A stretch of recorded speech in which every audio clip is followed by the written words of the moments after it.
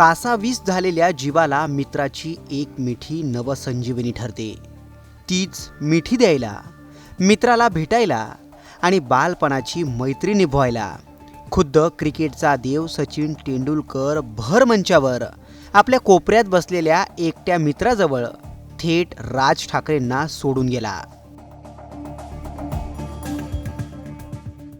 मित्र राजा असो अथवा रंक असो, मित्र कसाही असो, तो मित्रच असतो हे मास्टर ब्लास्टर सचिन तेंडुलकरने आपल्या कृतीतून सिद्ध केलंय.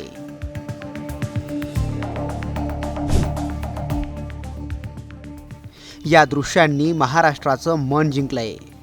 मैदानात चौकार आणि षटकारांचा वर्षाव करणाऱ्या तेंडुलकरवर याच दृश्यांमुळे अख्खा महाराष्ट्र प्रेमाचा वर्षाव करतोय. मुंबईत क्रिकेट प्रशिक्षक रमाकांत आचरेकर यांच्या पुतळ्याच्या अनावरण प्रसंगी हे प्रेमळ क्षण कॅमेऱ्यात कैद झालेत. पुतळ्याच्या अनावरणाला राज ठाकरे, सचिन तेंडुलकर आणि इतर मान्यवर उपस्थित होते. याच गर्दीत राज ठाकरेंशी गप्पा मारणाऱ्या सचिनला थकलेलं शरीर, दर्दभरा चेहरा, आयुष्याची पडझड झालेला आपला बालमित्र दिसला. मित्राला पाहताच सचिननं असं काही केलं. कधी काळी क्रिकेटचा अनभिषिक्त सम्राट म्हणून ओळखल्या जाणाऱ्या विनोद कांबळीची आज बिकट अवस्था आहे.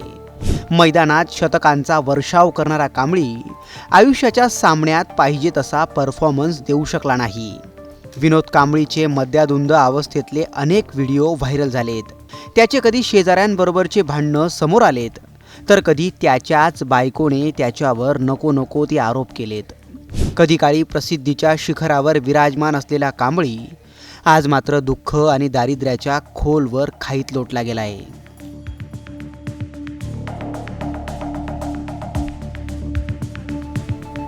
पण मित्र कसा का असेना, तो शेवट मित्रच असतो.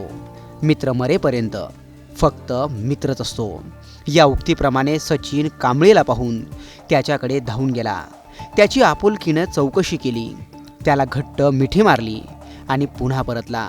सचिन आणि कांबळीची ही मैत्री पाहून राज ठाकरेंनाही कुतूहल वाटल्या वाचून राहिलं नसावं. बालपणापासून ज्याच्याबरोबर सराव केला त्या कांबळीची अवस्था कदाचित सचिनलाही पाहवत नसेल. विनोद कांबळी प्रसिद्धीच्या माउंट एव्हरेस्टवर तर चढला, पण त्याला तिथं टिकून राहण्यात अपयश आलं. व्यसन माणसाला कुठल्या थराला आणू शकतं ते कांबळीच्या आयुष्याचा आलेख आपल्याला दाखवतं. पण आयुष्यात काही कमावलं नाही तरी चालेल, फक्त एक जीवाभावाचा मित्र कमावला पाहिजे हे देखील कांबळी आणि सचिनच्या मैत्रीनं दाखवून दिलं. सचिन तेंडुलकर क्रिकेटर म्हणून ग्रेट आहेच हे साऱ्या जगानेच मान्य केलंय, पण तो माणूस म्हणूनही तितकाच ग्रेट आहे हे सचिनच्या या कृतीने पुन्हा एकदा सिद्ध केलंय.